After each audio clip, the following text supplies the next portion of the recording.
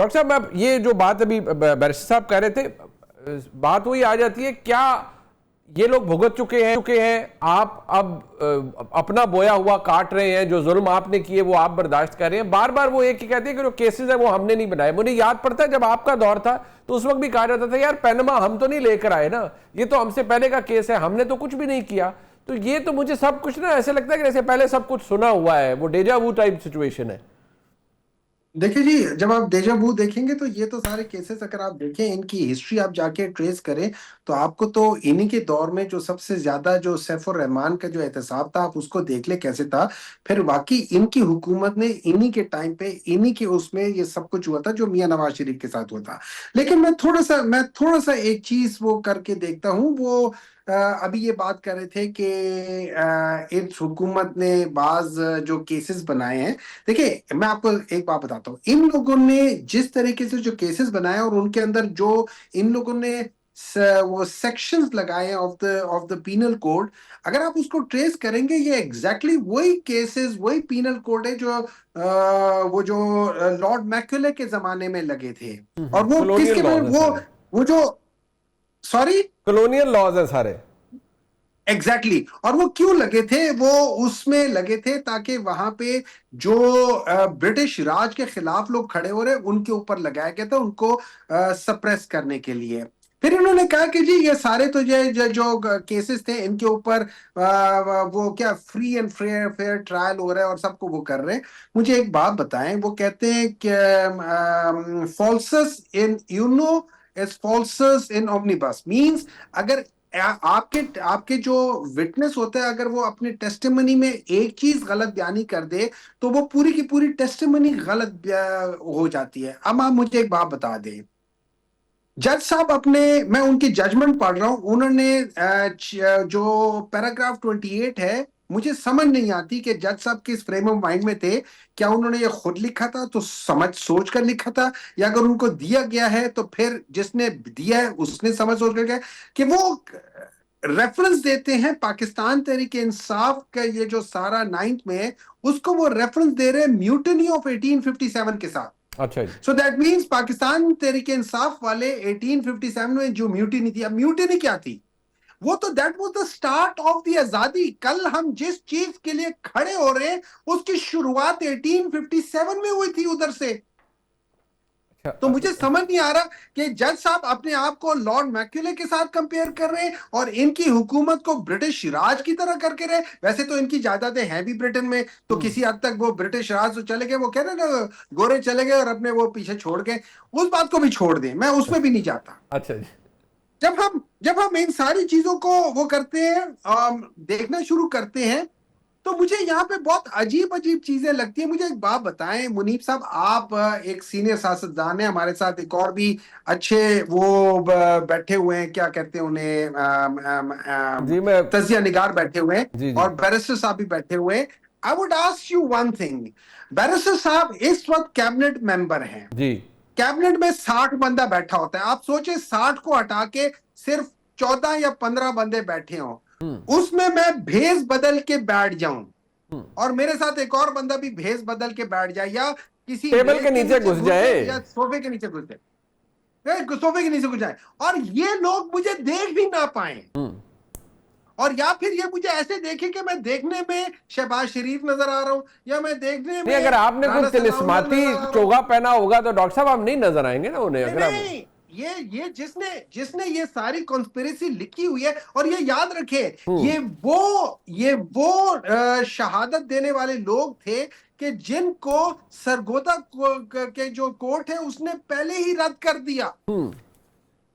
अच्छा। आज ये लोग कहते हैं, ये लाहौर वाला कहते हैं कि वो ठीक है, सरगोदा वाला कहते हैं कि ये ठीक नहीं है। देखिए, जब आप इस किस्म के जजमेंट्स आ रही होंगी ना, आप देखिए उसमें चीजें रिफ्लेक्ट होती हैं। मैं ये नहीं कह रहा कि जो इनको 2016 में सजाएं मिली थी वो सही थी या गलत थी, हम्म। वो गलत होंगी। ठीक है, लेकिन पाकिस्तान आज में भी सही नहीं हमेशा हो रहा। चीजें आपका गलत हुई आर्गुमेंट है। ये ना कि जो आज हो रहा है वो सही नहीं हो रहा। सर मेरा ये नहीं, मैं ये कह रहा हूं सर, उसका स्टैंडर्ड बढ़ता जा रहा है, वो ज्यादा होता जा रहा है। We need to address this thing. Sir अगर हम यही नहीं यही करेंगे अर्ज तो मैं अपने हाथ कहता पैर काट रहे हैं हूं सर। सर, मैं यही अर्ज करता हूं कि हर दफा ना वो स्टैंडर्ड बढ़ जाता है, वो 2-3 नॉच ऊपर चला जाता है मामला। बात सिर्फ ये है आदिल शाहजेब साहब, अभी आपने डॉक्टर साहब की गुफ्तगू सुनी, बैरिस्टर साहब की भी सुनी। अब आर्ग्यूमेंट एक यहां पर ये भी है कि जो गुफ्तगू की नई बात हो रही है, राणा साहब ने भी कहा 3 दफा, हमने प्राइम मिनिस्टर साहब ने तो इनको कहा है कि आप आ जाएं गुफ्तगू कर लें, वो गुफ्तगू का कोई सिरा निकलता नहीं है। आप जरूर कहा जा रहा है कि बैरिस्टर गौहर खान साहब की भी ये ख्वाहिश है कि गुफ्तगू हो, बातचीत हो, थोड़ा मसला हल हो जाए, लेकिन हमें कोई अभी तक कोई वे आउट नजर नहीं आता किसी भी तरह की पार्लियामेंट्री डायलॉग का, या कम से कम तहरीक इंसाफ और हुकूमत के दरमियान किसी डायलॉग का।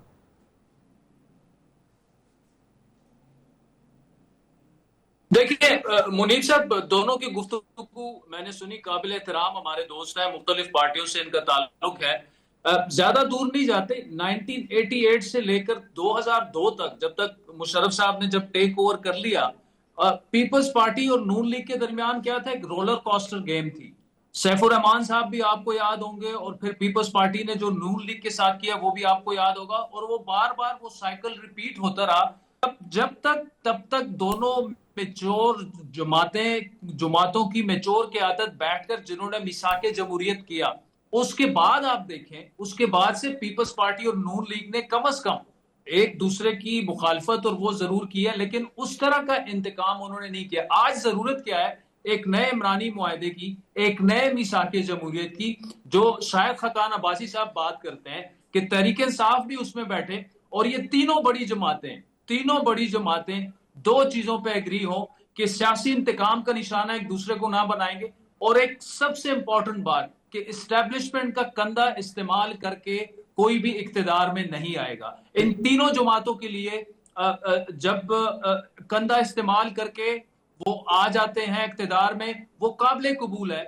अब अगर फर्ज करें 2024 का इलेक्शन पीटीआई के लिए नाकाबिल कबूल है, पीटीआई ये कहती है कि इन्होंने कंधा इस्तेमाल करके आए हैं।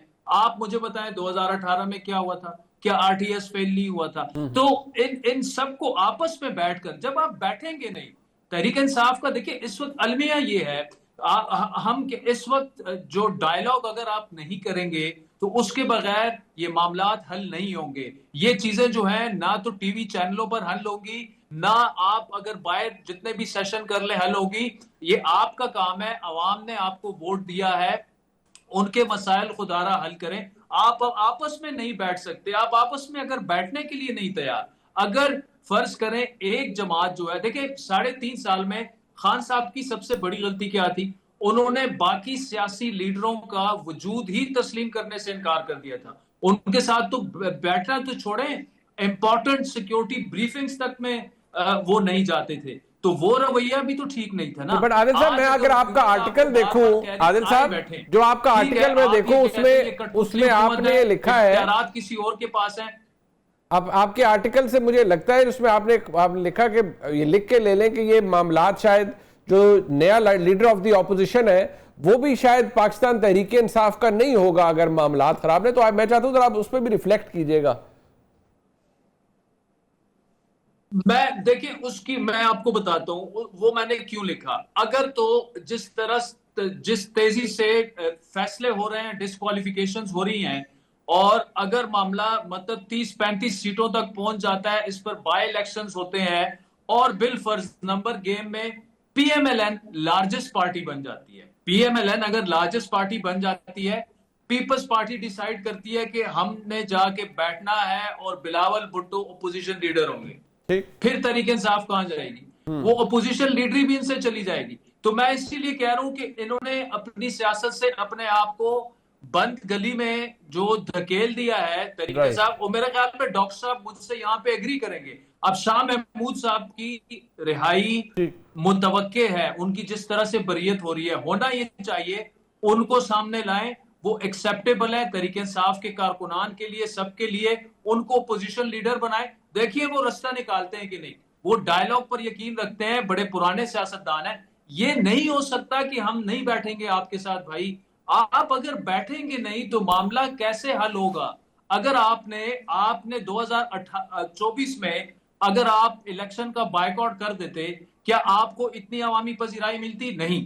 आज आपने ऐलान कर दिया हमने इस नशिस्तों पर जो है वो हमने कंटेस्ट ही नहीं करना। अगर आप कंटेस्ट नहीं करेंगे, ज्यादातर नशिस्तें अगर पंजाब से आपके लोग डिस्क्वालीफाई होते हैं, वो पीएमएलएन उस पर लैंडस्लाइड विक्ट्री करके सिंगल लार्जेस्ट पार्टी बन जाती है, आप कहां जाएंगे? ठीक, तो आप मैं अपने रास्ते खुद बंद कर रहे हैं। तो मैं यही कह रहा हूं। और पीपल्स पार्टी को भी देखिए, कल बिलावल भुट्टो की जो स्पीच थी एनएफसी को लेकर, वो कोताहियों की जिक्र कर रहे हैं वफाकी हुकूमत की, और पीपल्स पार्टी को ये सूट करता है। इस वक्त तो Absolutely. जरूरत है पीपल्स पार्टी पीएमएलएन की, लेकिन पीपल्स पार्टी के लिए क्या ये बेहतर नहीं होगा कि वो पोजीशन में बैठ जाए? काबीना में तो नहीं है ना। तो अगर नून लीग खुद से अगर अपनी हुकूमत कायम कर लेती है, और जिस तरफ चीजें जा रही है मुनीर साहब, आपको पता है, हमें तो इसी तरह नजर आ रहा है जिस तरह हो रहा है।